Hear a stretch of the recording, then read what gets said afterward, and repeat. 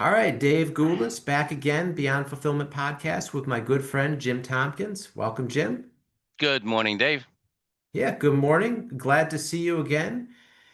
It's Good to be been, seen. I tell you, we've been all over Europe and halfway around the world, and I'm leaving for Panama in 2 days. And so, yeah, crazy times. yeah, absolutely. And it's been several weeks since we did an episode about trade and tariffs, so we thought this is a great time to jump back into it. Um, and so let's just get started. So Jim, after the shock waves with July and August and what's been happening over the last 2 weeks, where are we right now with trade and tariffs? Well, we thought it'd be an interesting, quiet time, but the fact of the matter is, there's been some really good news and some really bad news, and then some things that is kind of no news. And so it's been an interesting time the last couple of weeks. Good news, Canada has become much more aligned with the US, and they are dropping all retaliatory tariffs and they're going to match the U.S. exemptions under the USMCA. And so we're signaling a movement in the North America coming together again. Mexico hasn't made much movement yet, but there is interesting discussions going on. So good news for Canada and maybe good news for North America. Second good news, the European framework has been finalized. The 15% blanket tariffs across the board are now in place, including automotive, which is something that I thought was an interesting concession that the U.S. made. And the U.S. And the EU is dropping all the duties on U.S. industrial goods and seafood.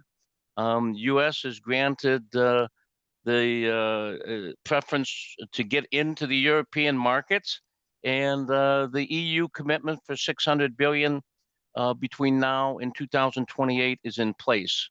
And so, it right now, as we sit, the tariffs average 15.8% around the world, and that compares to 2.3%, which is at the end of 2024. So, Trump's administration has delivered on not only raising the investments, but also raising the tariffs to the point where we can be moving forward with thinking about balancing up our trade and also our budget eventually. So all good there. On a bad news point of view, India, who's been trying to maintain its position of non-alignment, and they want to play games with everyone. They want to be everyone's friend. Has now got themselves in the Trump crosshairs. Trump has raised their tariffs to 50%. This after 3 months ago, we thought we had a deal with India, but we didn't. And the big deal there is India continues to buy substantial amounts of oil from Russia. And that, of course, is allowing the Russian economy to have the money, which allows them to continue the Ukrainian war. And so that's kind of a no-go from a U.S. point of view. And so bad news in India, no clear resolution there as we sit today. Um, Also, a little bit of bad news is that furniture, which was exempt from tariffs previously, has now come under the watching eye of Washington, D.C., and it looks like there's going to be some tariffs coming there, which could be problematic. In the no news category is Brazil and China, where the tariffs are now standing at a level which is unacceptable to Brazil. And therefore, that is resulted in a kind of a diplomatic breakdown. There's no communications at all going on with Brazil, no activity with China. And I say that's bad news because that's just a continued postponement. And I think what's going to now happen with China is we're going to wind up with further delays. I don't think we're going to get a new tariff in place by November 9th.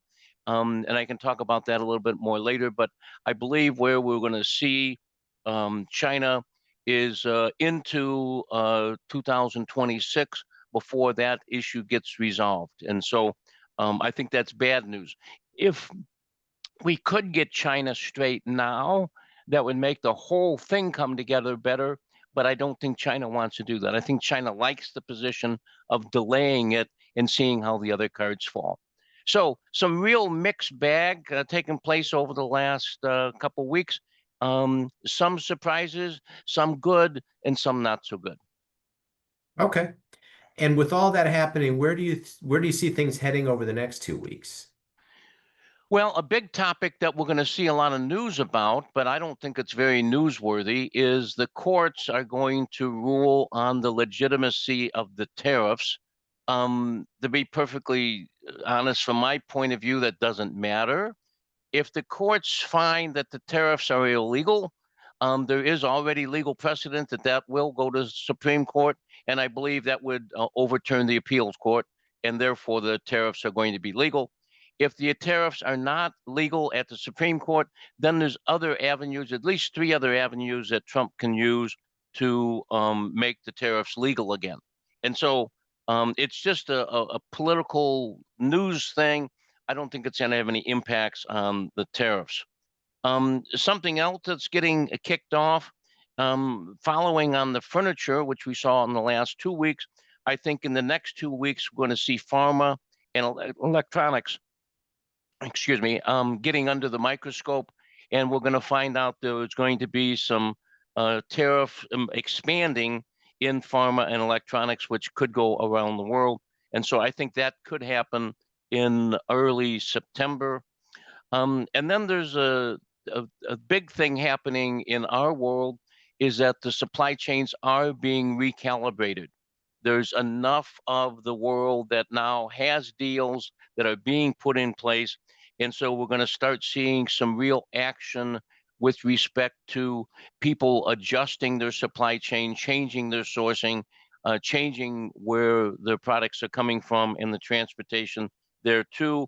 And I think the big winner there is going to be Latin America and Southeast Asia. And so going to be good to see some of the uncertainty go away and us starting to make some good decisions as about what the future of our supply chain is going to look like. And I think that'll start in early September as well.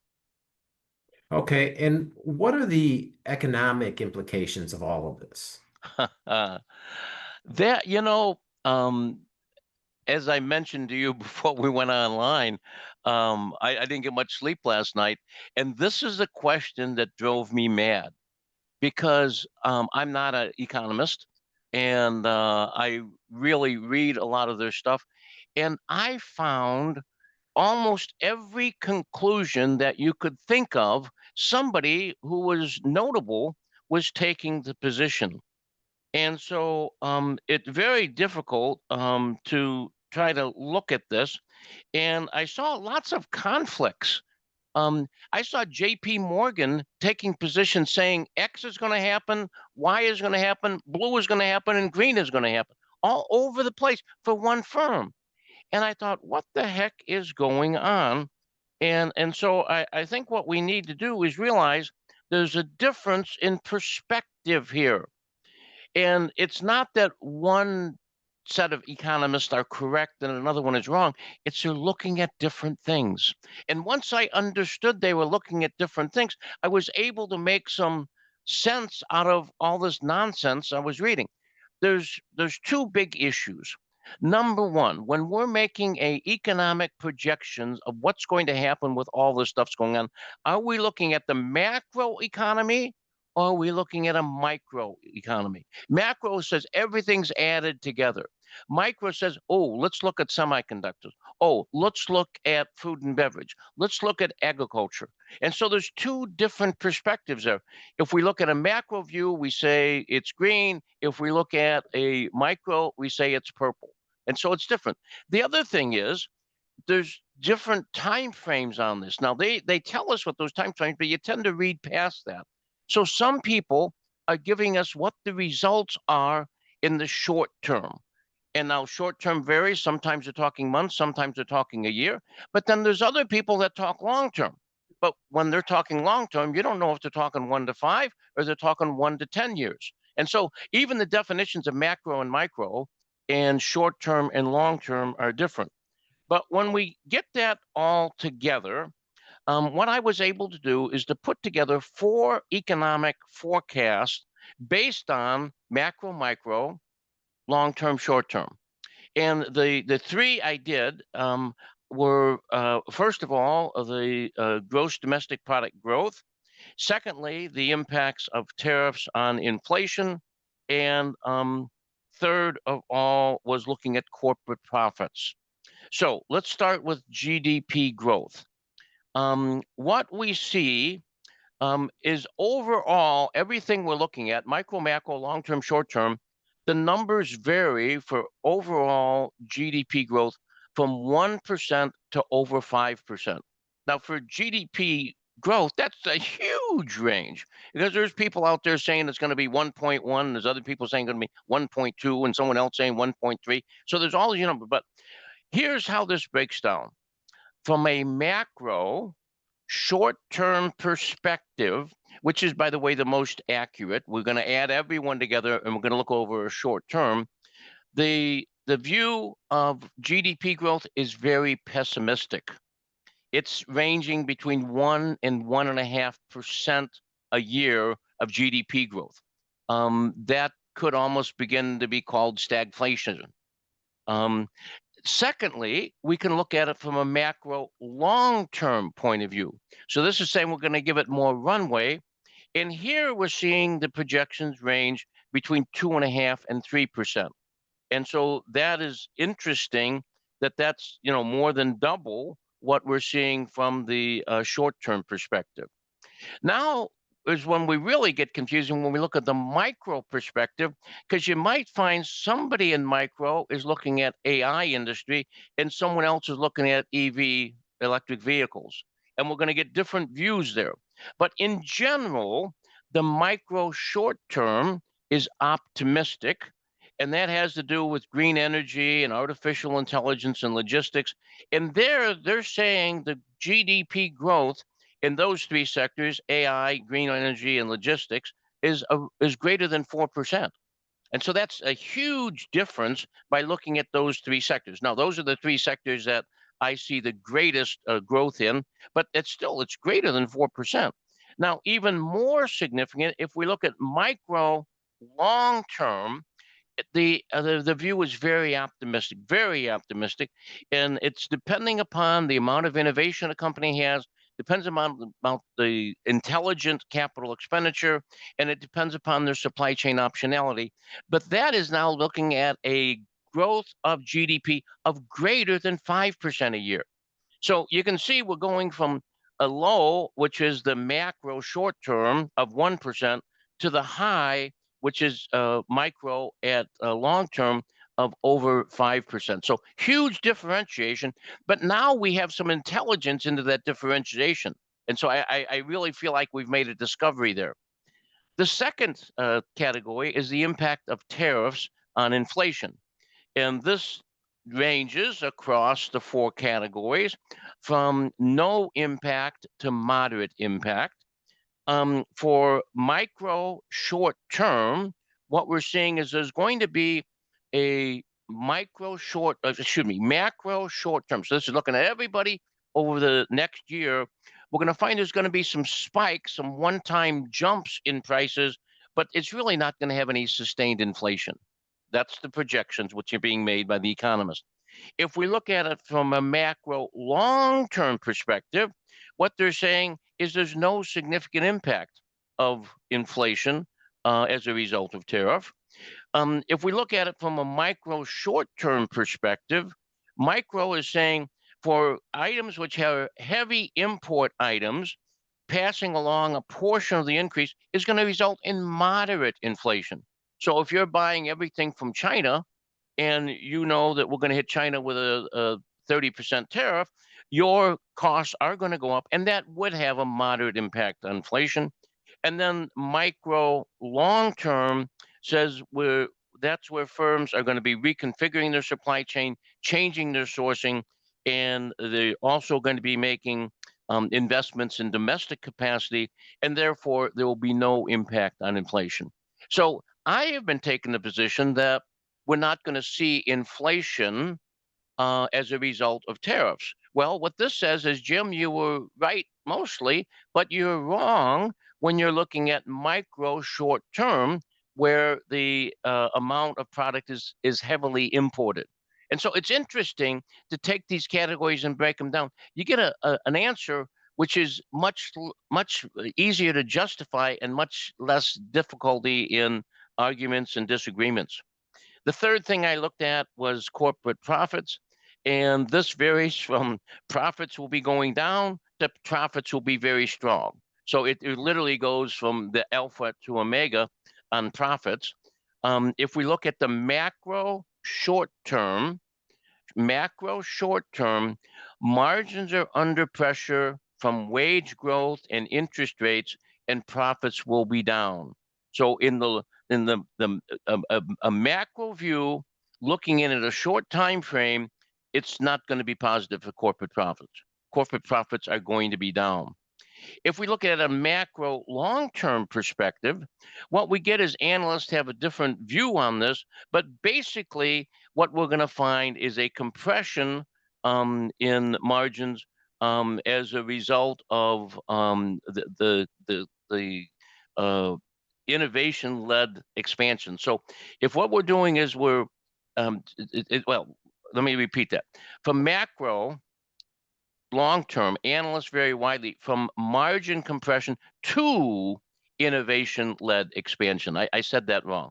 And so what they're saying is it's macro long term. It depends. If you really are doing things innovatively, you're making the investments, you're going to wind up doing well. But if what you do is sit on your hands and do what you're doing now, you're probably not going to do well. And there's going to be profit erosion and margin compression going on. Then the last two is from a micro point of view, micro short term said firms are cutting costs, delaying capex, and meeting profit targets. So in the short term, what companies are doing from a micro point of view, individual companies are saying, let's cut our costs, let's not do the capital expenditures, and let's keep our profits so they come in where they're supposed to.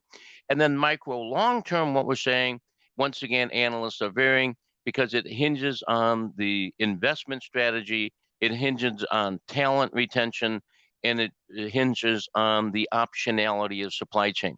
So, not sure I made all that clear, but it's really interesting. You take these these forecasts, and what we can see by looking macro, micro, long term, short term, they're not conflicting. There's some pretty good information there if we know when to apply whose forecast. But when you try to make one forecast overall is when you get in big trouble. So really interesting. I was really excited about that aha because I think that's not something that's well understood. Yeah, and it's certainly not talked about in that fashion. And when you break it down like that, it makes perfect sense. Yeah, that's what I thought. Oh, wow, I understand this now. Yeah. Okay, so with all that said, Jim, what should business leaders do to ride out this storm? Well, I think uh, there's a lot of things, and I was in my micro, macro, long term thing, and I thought, no, no, no, put that away. You already did that one. So I what I did is I looked at this and I said, there's really two ways to look at this. Number one is from a mindset point of view. What should be my mindset? And then secondly, what are the types of actions we should be taking? And so the mindset are things that we've talked about on these broadcasts before. Some of them we haven't.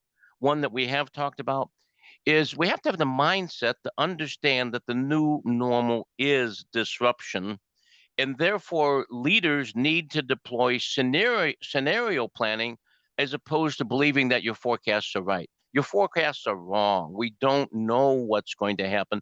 And so we need to have a scenario. If this happens, we're going to do this. If this happens, we're going to do this. If this happens, we're going to do this. Secondly, we have to grasp that optionality and resilience are more important than cost minimization. You know, when we were doing just in time, if you look at what we were doing from 2015 to 2020, my goodness sakes alive, we did a great job of optimizing from a cost point of view. But boy, then when COVID hit, we all got caught short. We wound up not being able to ship. We wound up not being able to keep our factories open because we didn't have the parts. And so what we need to do is develop optionality and resilience. That's one we've talked about in the past. The third one is rather than choosing one forecast and believe it, what smart leaders will do is they're going to run parallel playbooks. And so what they're going to have on their desk is going to have a red catalog, a yellow catalog, and a green catalog. And in there, the folders, they're going to have, here's what happens if it's going bad. Here's what's happened kind of in the middle, and here's what happens when it's going well. And so we're going to have these different playbooks that are going to let us look at most likely, optimistic, and pessimistic views. And that's going to give us the ability to quickly respond with our optionality. We also need to understand when it's yellow, when it's green, and when it's red. And so we have to monitor leading indicators, looking at consumer settlement, looking at treasury yields, looking at import volumes. And we got to use those to say, okay, I need to yank my yellow notebook out because we're in a yellow time. Oh wow, I need to put the yellow one away and I need to grab the green green notebook. And then the last thing I think we need to look at under our mindset is we need to make sure that we communicate openly and honestly to all stakeholders about the level of uncertainty we're dealing with and the amount of optionality that's therefore needed. Sometimes we find that when people maintain their optionality, they say, that guy can't make a decision. Well, no, it's the world won't let you make a decision. And therefore, you have to have the ability to go to the green notebook, the yellow notebook, or the red notebook, depending on how things will go. So that's kind of my mindset answer to that question. Getting more specific, then, instead of looking at mindset, but looking at what are specific actions we can take, I think that's very clear. One of the things we need to do is we need to rethink our global sourcing and rethink our supply chain. I'm calling this re-globalization. So we got to look at, should we reshore? Is there enough automation that we can do that we can afford U.S. labor? Or should we nearshore by bringing it someplace closer to home? Obviously, the closer you are to the customer, the better off you are. Although maybe you don't want to get too close because that's going to result in some tariff exposure. So we want to reshore and nearshore based upon the tariff exposure and the cost of production. We definitely want to look at diversity of suppliers. What's going to happen in China? What's going to happen in India? Are really open at this point. We'll talk more about that in a few minutes. But what we need to do is not overly rely on one country. I've seen people say, "Oh, well, I'm going to diversify from China and I'm going to move to Vietnam." Well, but your raw materials in Vietnam all came from China. So have you really diversified from China? We got to truly diversify. And so we want to avoid over reliance on any one region. We don't want to be all in Southeast Asia. We don't want to be all in Latin America. We don't want to all be in Africa. We need to have a mix so that when bad things happen, we still can operate well. And then the third thing under rethinking global sourcing and supply chain is to do some tariff engineering to modify product designs or materials so that we can shift the tariff classification and therefore reduce duty rates. So that's number one, rethinking global sourcing and supply chain. Number two is leverage trade agreements and trade zones. So get ourselves into free trade zones, tap into places where free trade zones can really help you. Look at USMCA and look at how we can eliminate tariffs by where we bring it in and how we bring it in and where we store it. Look at free trade zones, store or assemble goods before they're officially entering the country, before they enter the domestic market, and defer those duties. And then also use duty drawback to make sure we recover tariffs on things that have already been paid elsewhere. And then the third category, one was the sourcing, two was the leveraging agreements. Number three is using technology. So we want to automate tariff management. Obviously, with de minimis going away, there's a lot of issues with respect to managing the customs process, and lots of change going on there if we're doing e-com from overseas. We want to look at data analytics and risk forecasting, and so that we can use predictive models to anticipate what the marketplace is going to want. And then we want a big one is we want to deploy AI-based logistics command centers. Now, you notice I'm using the word command center as opposed to control centers. Control centers, control towers, as we call them. Control towers did a good job of giving us visibility, but we need to go well beyond visibility, and we now need to have visibility, orchestration, and execution. And so when I go from a control tower, which is visibility, to a command center, what I'm doing is I'm adding to the visibility in the control tower, orchestration and execution. And now I'm actually automating the execution of the supply chain. Big, big, big opportunity.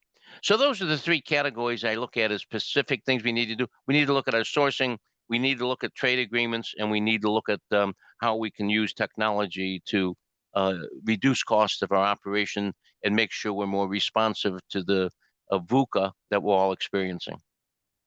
Okay. And so, Jim, where do you see all of this ending up? Well, if I really knew the answer to that one, Dave, you and I would go off and be placing some bets around the world on things that are happening. Um, and so this is not something we can get overly specific with, but we've had Trump for 220 days. Today is President Trump's 220th day of his second term. And it's kind of easy to see from a big picture point of view what's going to happen. Where we are right now is we are having a BRICS plus versus an Americas, so North and South America, Europe, Japan, and South Korea struggle. Okay, so these two sides, I mean, it's down to a two-man fight now. We got the BRICS plus people versus the Americas, Europe, Japan, and South Korea. Now, if we look at those two and we look at the gross domestic product, what you quickly find out is that the Americas, Europe, Japan, and South Korea are double the GDP of the BRICS plus countries. And so the BRICS countries need the Americas, Europe, Japan, and South Korea more than Americas, Europe, Japan, and South Korea. So if I was betting on a horse race, I would put twice as much money on the Americas, Europe, Japan, and South Korea as I would on the BRICS nation. However, BRICS is still substantial and it needs to be looked at. BRICS needs us more because they need the exporting into the Americas, Europe, Japan, and South Korea to replace what they're going to be losing by getting in a fight with us. And so they're at a little bit of a disadvantage. And so therefore, it's a better bet to bet on Americas, Europe, Japan, and South Korea at this point. However, this isn't happening at a time where everyone is sitting there happy and smiling. In fact, quite to the contrary, China has huge, huge, huge problems. China has the aging curve where there's a structural drag on the number of old people versus the number of young people. This demographics divide has been in place. We've been talking about it for over 20 years. But what we're seeing, there's fewer younger people, there's fewer workers. We have rising number of people on pensions, and there's a very slow productivity gains because we're not really putting to work the younger, more energetic people. So China has an aging curve problem. China is still an export economy. It totally depends upon the West, and it has too much production capacity to just feed the BRICS countries, and so they need to find more consumers. And so about 30% of China's exports go to the U.S. and Europe alone. And so they really need to how they're going to make that up. China also obviously has a real estate bubble, which is affecting them in a very significant way. And their strategy, therefore, to this point, and it still remains, is to delay. What China wants to do is not make a decision, not make a deal until they're in a stronger position. And they're not going to be in a stronger position until they understand where Russia and India are. It's Russia, India, and China versus the United States and Europe. That's how the battle is shaping up now. But China's aging curve, their economy, the real estate bubble gives them some real heartburn. In a similar way, Russia obviously has some real major problems unto themselves. They are not able financially to keep pace with the United States. They are increasingly constrained. And the only hope they have with their economy maintaining strong is if oil prices stay strong. If oil prices go down, so will Russia. They have nothing to fall back on. And so if we look at the fragility of the Russian economy, we see this heavy, heavy, heavy, heavy dependence on oil revenue. We see that they have drained the wealth fund. In May of 2025, the in the same period as a year earlier, May of 2024, the wealth fund is down by a factor of 5. Okay, and so the wealth fund was 113 billion. It's now down to 36 billion. And so their fallback position is number one, it's in the billions, not trillions. Number two, it's fallen by a factor of 5. This is being aggravated by the war on Ukraine. And so, although Russia may be winning the physical war, the war is draining their economy. They've got a lot of people leaving Russia. They got a lot of companies leaving Russia. And so there's some real problems. The Western sanctions have hit Russia very hard. And this is in particular, their banking, their technology, their energy sectors are really, really, really down. So Russia's economy is very, very, very fragile. So we have China that's got huge problems. We've got Russia that's very fragile. And these are two of the three countries that are going to be our enemies. The third one, of course, is India. To date, India has done an excellent job of what they call a multi-alignment strategy where they don't pick sides. And when you say to India, do you want to go with the red one or the green one? They say yes. They want to do both. They want to go with both the BRICS nations and they want to go with the Americas and Europe to the dance. And that's been allowed to date. And their hope is what they're going to do is come out of this and be the global bridge builder. That's their terminology. That's what they're calling this now. And the global bridge builder is they want to ride this neutral position into global influence. And so they're the ones calling the shot for the whole world. And that's their goal. And to date, they've been able to do that fairly well. The challenge that remains here is President Trump going to allow them to do that? President Trump now has a 50% tariff because India will not drop its purchase of oil from Russia. That 50% will put Russia out of business, I mean, put India out of business.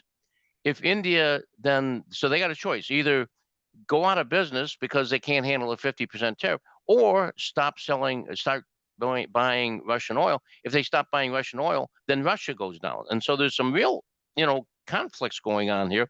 And so it remains to be seen what Trump is going to do with India. That's a major, major, major move that takes place. And so no one really knows what's going to happen, but there's a couple options that seem to make the most sense. Number one, Trump decides he's going to allow India to maintain the neutral position. And therefore, the conflict between the BRICS countries and the American, European, Japan, and South Korea is going to continue. So that struggle will continue, and Trump's going to fold. India is going to maintain their neutral position, and they are going to continue to buy oil from China, buy oil from Russia, and they are now going to be in a position of neutrality, and that's Trump's call. I don't see Trump doing that, but that's a likely scenario, what might come in, and it's what people are talking about. To me, the more likely strategy is that Trump forces India's hand to join our side of the fight and leave BRICS, therefore stop selling Russia the oil. Therefore, Russia will then collapse. And in that situation, Russia's going to collapse. And what would happen then? India is neutral, and then China and the US would do a deal. That's China's strategy. China says, let's see what Trump does with this Indian Russian thing. Based on what they do, then we will do a deal with the United States based on the terms which exist at that time. And so I think where we are is we've got the markets that BRICS needs. They need into our markets. If we don't let them into our markets, their economies are going to suffer. Russia and China already have significant economy problems. And so the one that's kind of holding the cards is India. Do they stay neutral or not? But if they stay neutral, is up to Trump, not up to India. If Trump puts the pedal down and said 50% tariffs in place unless you quit buying Russian oil, then India will come to our side, and then Russia will go down, and then China will do a deal with us. And that's how it's going to end. If Trump kind of steps back and says, well, do whatever you want, India, you can be neutral, what we're going to see when India remains neutral is the battle is going to continue, and it remains to be seen where that turns out. I can't imagine why Trump would do that, but that's the second most likely scenario. So it's going to be interesting. This is going to occur in the next 6 months. And so in the next 6 months, India is either going to become this global bridge maker, or they're going to wind up being in the category of the Americas, Europe, Japan, and South Korea. And so very interesting time to be watching what's happening and to see what President Trump does. As President Trump likes to say, he's holding the cards. And so it's going to be interesting to see where this heads. Fascinating stuff, Jim. Appreciate your insights as always. We'll certainly be watching this in the coming weeks, and we will talk to you soon. Super, Dave. Thanks so much.